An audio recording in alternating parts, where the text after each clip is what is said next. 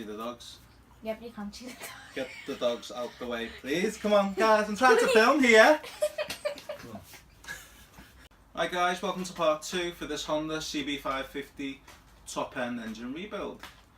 I believe we ended part 1 on removing the top section, and now the pistons are on show, and we're going to see what state the head gasket's in and hopefully get a bit further than that. So hope you enjoyed the video. Like, subscribe, and remember, hit that little bell button to notify when my next video is on. So again, enjoy the video and see you in a bit.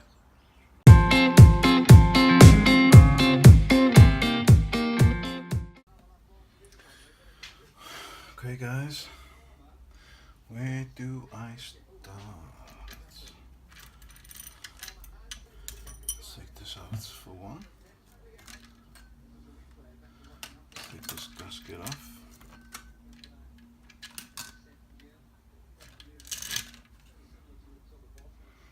I'll have a good look at that in a minute.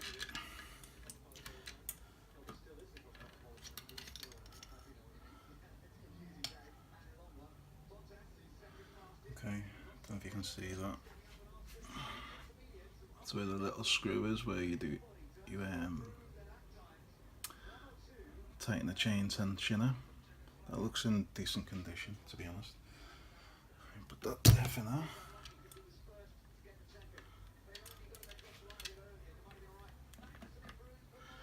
I'm going to twist this to get this out. This holds the chain.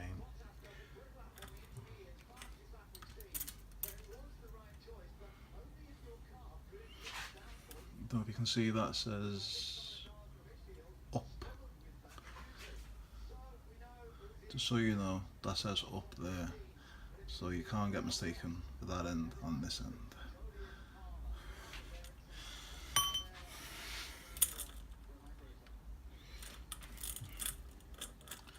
Let me just hold this here for now. Rocking it this way, like this, sometimes is the best way to get it off. It's coming out. It's not too bad.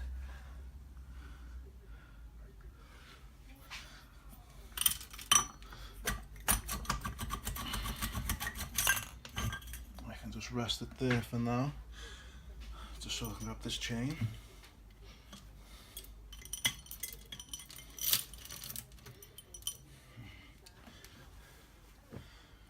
And there's O-rings here, 1, 2, make sure they don't go missing. It's quite dirty as well, so make sure nothing falls inside the engine case. Let's look at the state of that. That gasket's got to come off, because that is leaking somewhere.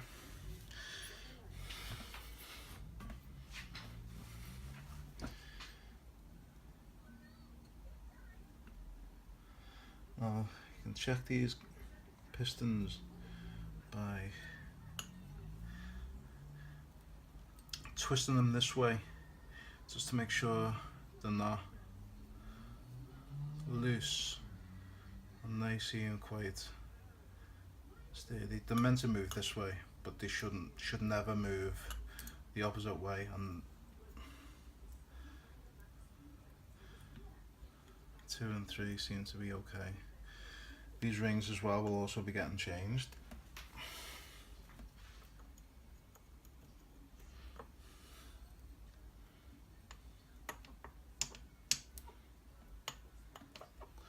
Yep, they seem alright.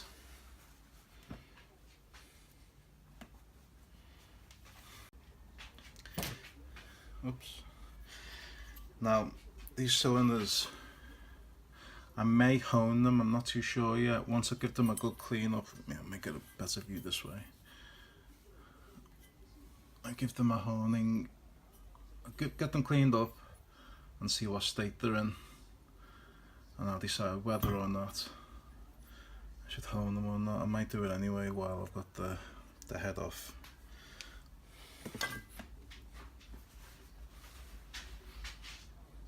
Just had a close little inspection. The head gasket is here. This is the flip side. Normally the head gasket would be, or should be, on here, and you would have to scrape it off this engine, but mine is stuck to this side, which is no big deal. Also, the chain tensioner, this would go in here like so, and the chain tensioner screw would be here, which you would turn 90 degrees and so on. There should be an O-ring in there. Mine didn't have an O-ring. Also, at close inspection, I think I'm going to end up replacing this, because I don't know if you can see tiny cracks, fibre cracks, that end and on this end, because this flexes, you see, this moves and flexes. So over time, cracks has appeared, that end and this end. So I'm going to be replacing this. This seems to be okay because there's no flex. This is just a solid lump of metal, so there's no flexing in this, and this seems to be in decent condition, so yeah, I'll be keeping that. Yeah, so that's the small little update on my engine. Should have an O-ring there, and my head gasket, because this goes like this. My head gasket is here, so I'm gonna have to be scraping my head gasket off, and you may have to be scraping your head gasket off there. It doesn't make much difference. I don't know if it makes much difference. Is this bad? Is this good? Does it make any difference whatsoever? Is this why my leaker is leaking? My engine's leaking? Because the gasket's not securely fastened here? I don't know. Because this is where the gasket should be. Yeah, just message me and let me know. Otherwise, my next job is I'm going to be scraping the crap out of this now and remove the head gasket. I bought new gaskets set on eBay. These are from Italy. I didn't want to buy no Chinese rubbish, so got these off eBay. I can't remember how much they cost me, 50, 60 pound. So that's the head gasket. The green one is the new head gasket.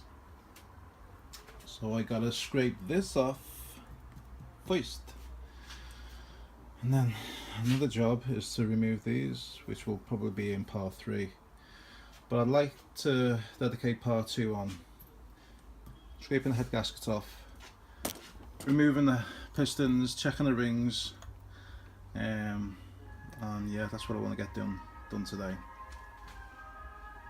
The tools that I'm going to try my best to get this off, head gasket off, is this little scraper tool and the trusty razor blade. I've also got a big scraper, but that might be a bit too OTT, so let's just give it a go.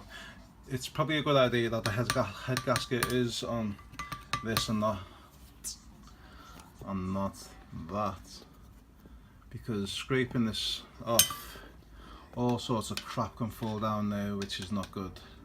I know you could put rags, yeah, put rags down there, down the piston, because you don't want no crap going down there when you're scraping your head gasket off. So fortunately mine's on this, so just start scraping away. Let me try this.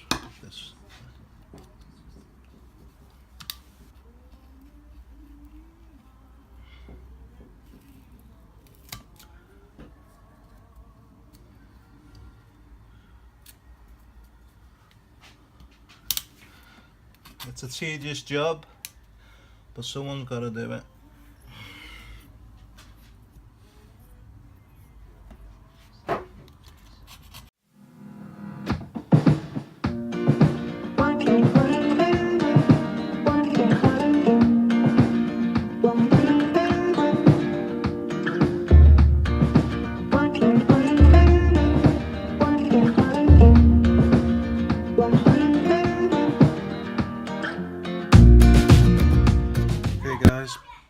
With a lot of elbow grease.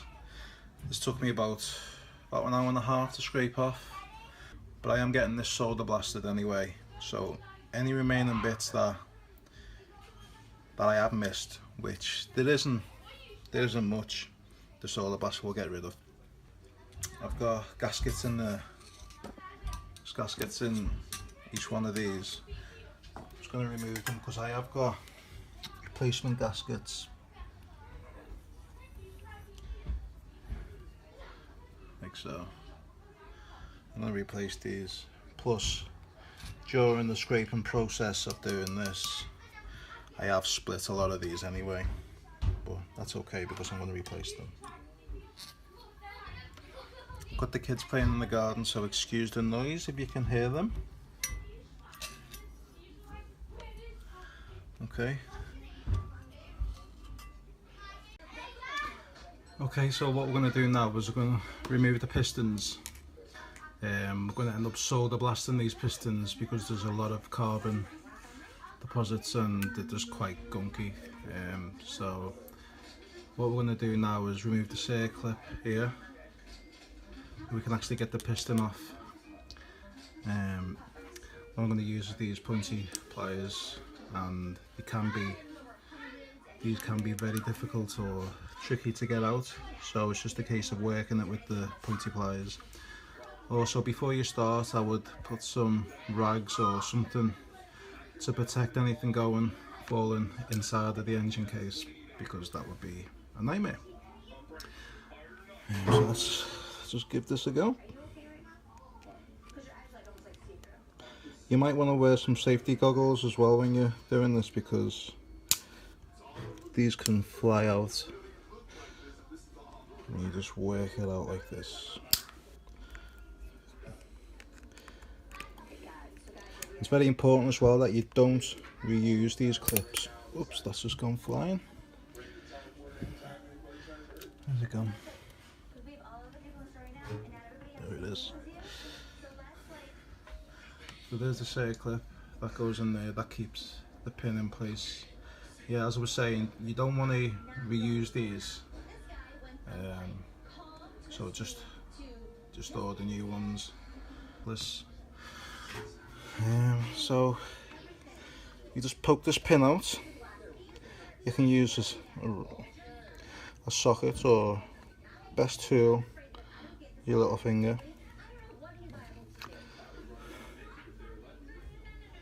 Just pull that baby out. Yep.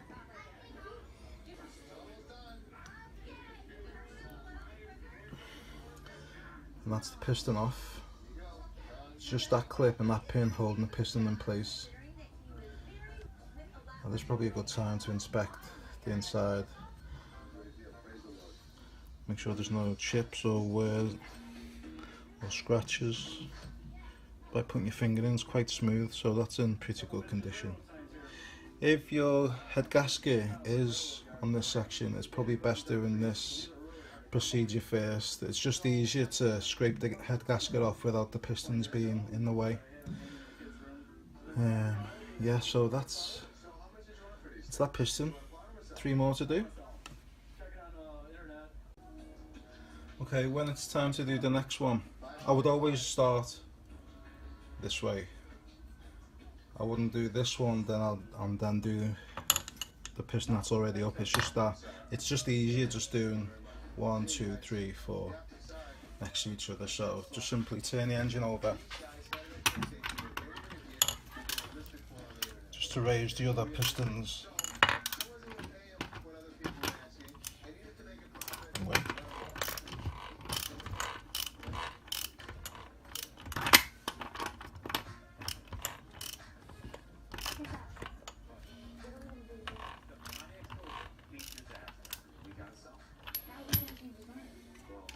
Okay, so you got access now to this one and this one.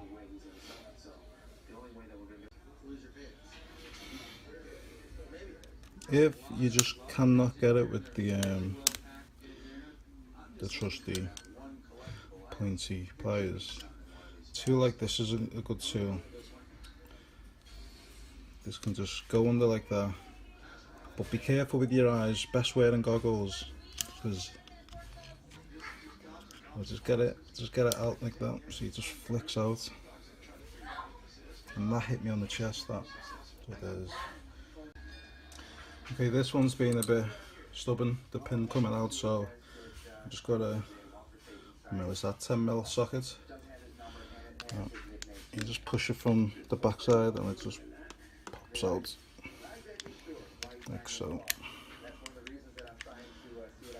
Make sure your socket doesn't get stuck in there. You've got slippy fingers.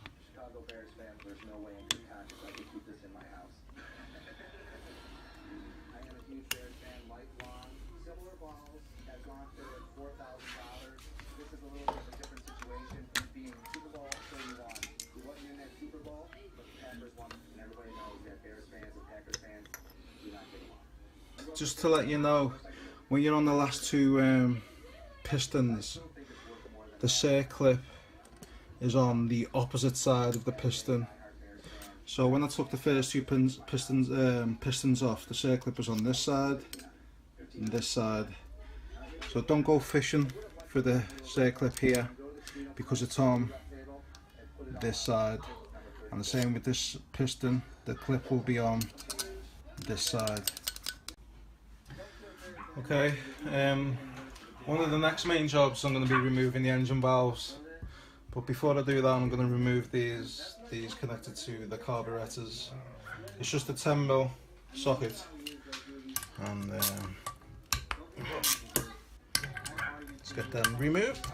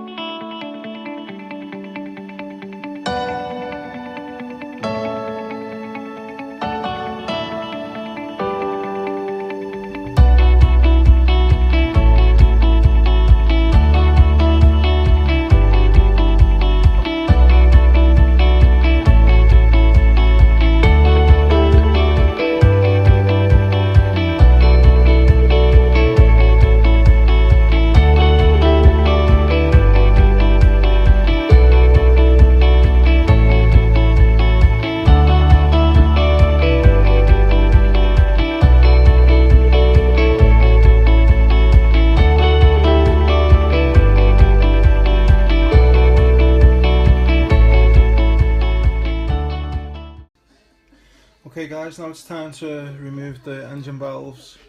I bought this tool, and just let me zoom out, you can see what it looks like. I bought this tool off eBay. I mean, I bought this for like £30, this is about $25. I know it's a cheaper one, but there was some that were for sale for like £80, and I just thought, I'll give this a go. If it doesn't work, then I'll know that the cheap ones don't work. So that's the tool I'm using to remove the engine valves. Okay, just let me zoom in here. Whoops, a daisy.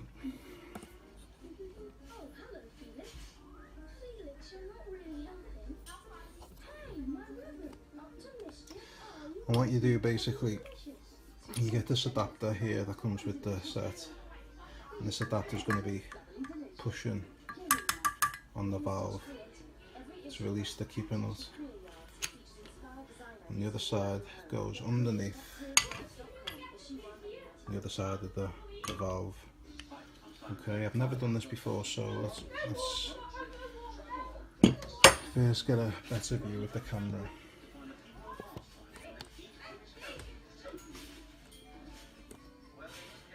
Okay, let's open this fully.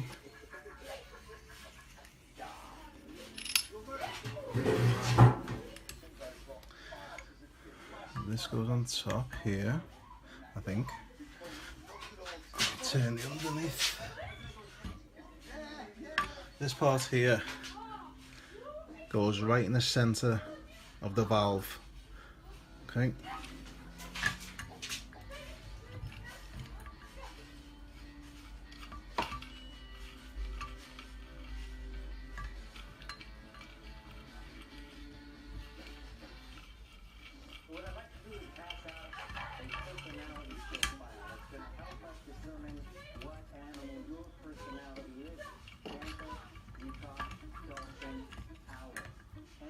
only one question in each column. What? If taking this personality test can help us work together better, I'm all for it. So what do you think? And if it helps improve our online reviews, which will bring more customers in the shop, that means more money for me. And that's one of my favorite things about it. Okay, you can see that. Let me zoom in a bit more. What animal you are. If you're a panther, you thrive in a leadership role, you're comfortable with power. But if you're dealing with somebody who's a peacock, If you just slowly twist, who doesn't really always want to take things seriously. You got a lot of peacocks in here. A ton of peacocks. if you hear that little, like a snap, it basically releases the keeper nuts. I think they're called keepers. They're like wedge nuts anyway. And the best tool to get them out is like a little magnet. So let me just release them a little bit more. Try and get them out.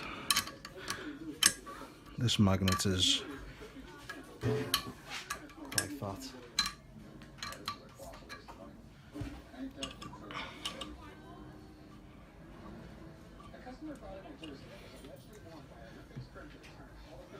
I'll try the pliers. This is really his jersey. We got a big deal on it. How's it going, man? Jeremy, what's going on, man? Yeah, so what do you got today? Here you go, man. A friend of his, Bob Hayes, gave it to him.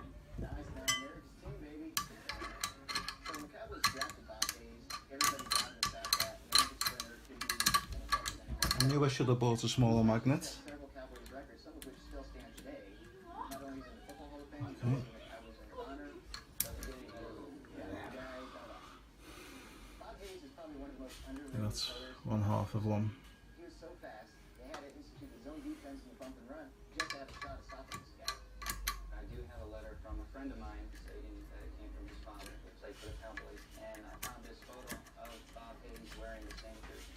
Okay, this letter in itself doesn't really do a whole lot for it, but the actual facts surrounding whether this is authentic or not is going to be told in the actual jersey itself. Yeah. Okay. This is from the 60s. It's number 22, just There's the like Bob lens. Hayes did. They wore the style of jersey throughout the 63 season. Starting in 64, they would have gone to a different style of jersey for stripes on the sleeves. That's the second part. And being that Bob Hayes was a rookie in 1965, this jersey right Okay, just slowly release it. this was not Bob Hayes' jersey used in the game. So it's that crack you're listening out for. Sounds like you've snapped something, but you haven't. You've just basically released the wedge nut. If you guys know the correct name for that wedge nut, then tell me in the comments. Okay. Then you just remove the retainer. That's what the retainer looks like. Keep that safe. And then you remove there's two springs. The inner one, this goes inside the bigger one. Remove that. And then remove the bigger one. You just keep them together so they don't go missing.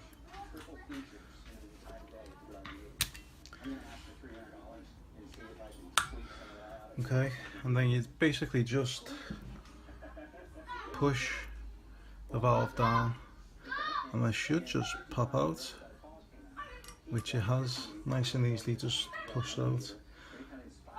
And to find the lens.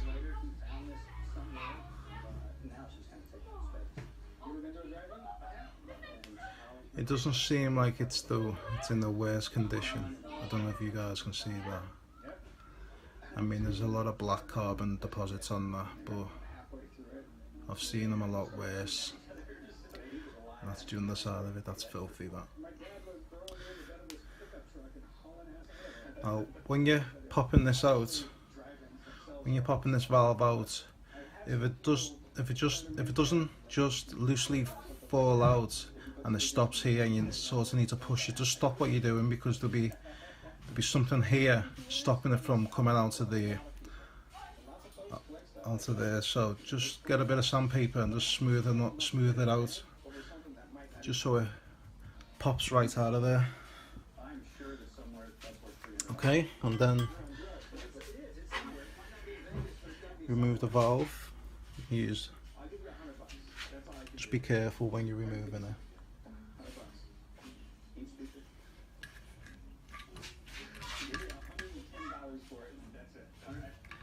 I am replacing these, but which I would recommend.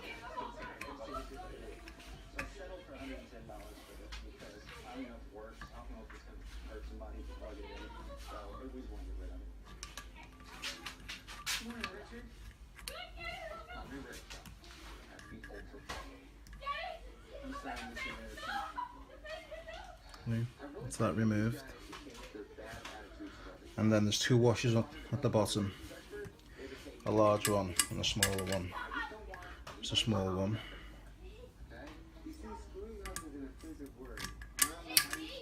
And there's the larger one. So that's it, guys. That's basically one engine valve. Let's zoom out. That's one engine valve removed. This one. Two springs. Retain it. And the two wedge nuts. Okay guys, just inspecting the first valve that I removed. Just give it a better idea of what it looks like. Now it's not too bad. If you can get the light on the silver part, there's no piston, there's no scratching, and also, I'll just zoom out. This is the other side, the underside of where the valve would have slipped into.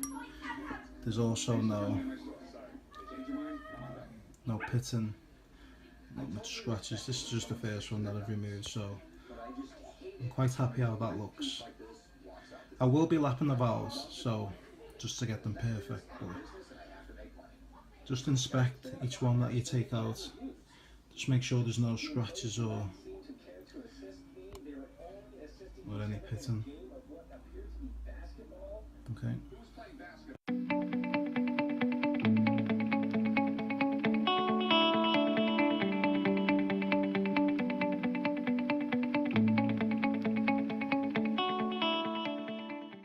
I'll just remove this valve and give you a closer look at it if it'll focus. Now just look how black, full of carbon this one is. So that seal would have been absolutely awful compared to this one. Just compare them both. That one's not too bad. This one is just black. So the seal, the PSI would have been awful on this cylinder.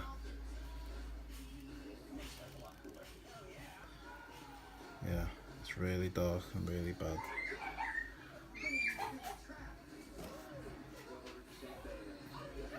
See the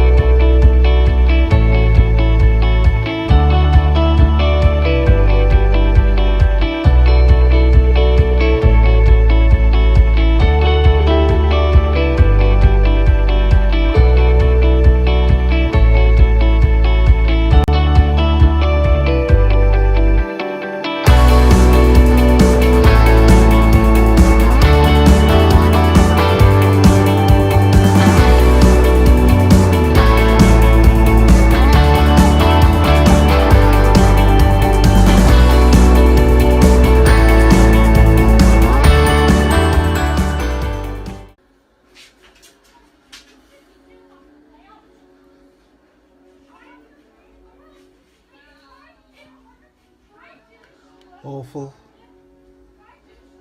The seals would have been awful on these. I can just feel the carbon. So again, the seal would have been awful.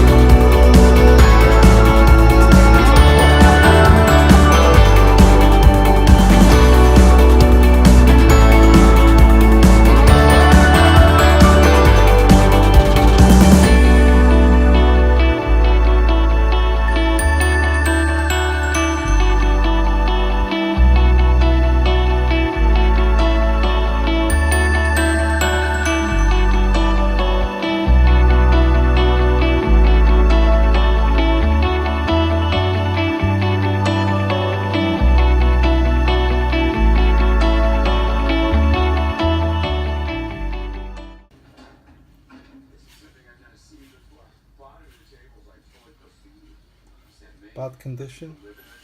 Zoom in there. Get focus.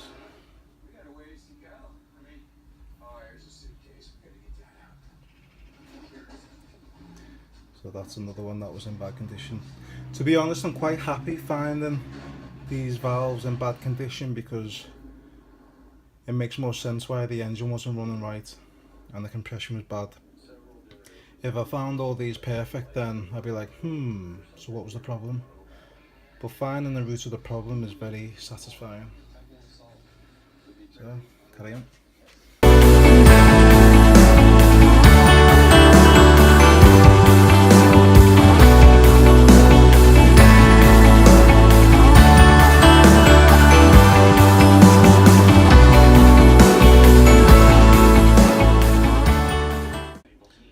This one's not in too bad a condition. It's still a bit carbony and the seal wouldn't have been perfect, especially there, but it's not as bad as the other 2 or 3.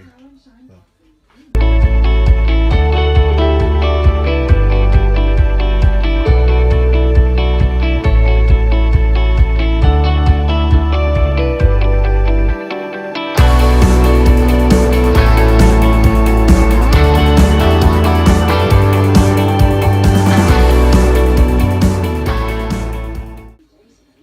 Another one.